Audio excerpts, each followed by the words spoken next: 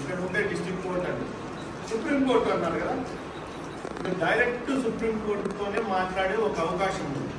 అదే 15100 15100 కదా, 15100 15100 కూడా ఈజీగా గుర్తుపెట్టుకోవచ్చు.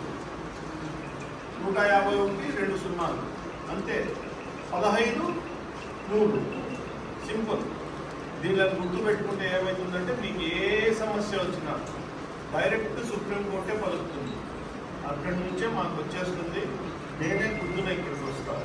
మొత్తం సిస్టమ్స్ అన్నీ మీ సహాయం కోసము మీరు పడే బాధ నుంచి బయటికి తీసేసేయండి. అదే మీకు ఏమన్నా ఇబ్బందులు ఉంటే అమ్మా నాన్న దగ్గర తీసుకోలేదు, షెల్టర్ హోమ్స్కి తీసుకుపోతాం. 1 స్టాప్ సెంటర్ ఉంది. మీకు ఏదన్నా ప్రాబ్లం వచ్చింది, హెల్త్ ప్రాబ్లం నేను చూస్తాం, రుపీన్ కాంపన్సేషన్ ఇస్తాం, అన్ని రకాలుగా ఆదుకుంటాం. ఇదంతా చట్ట రూపకల్పన ద్వారా జరిగింది. ఒకసారి చట్టం అయితే అది మీ హక్కు. ఇది ఎవరో ఇస్తా అంటే వరం కాదు, ఇది స్వయాన మీకు లభించిండే హక్కు.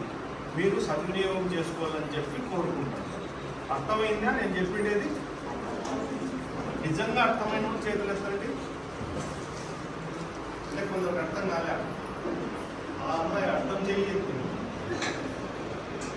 Thank you. థ్యాంక్స్ ఎలా చక్కటి సమావేశాన్ని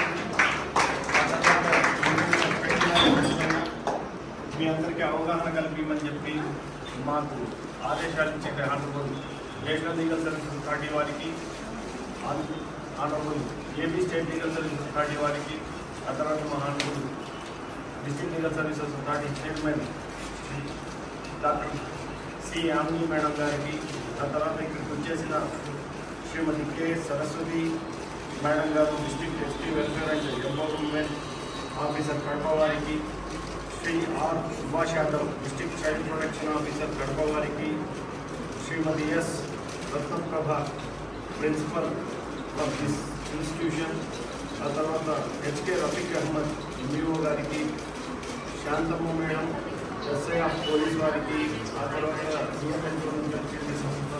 ప్రసాద్ గారికి, ఇక్కడ ఉండే పేరెంట్స్కి, పోలీస్ వాళ్ళకి, తర్వాత ప్రెస్కి, మీడియాకి అందరికీ ధన్యవాదాలు తెలుపుకుంటూ ఈ అవగాహన సదస్సులో కొంచెమైనా అవగాహన జరిగింది అనేది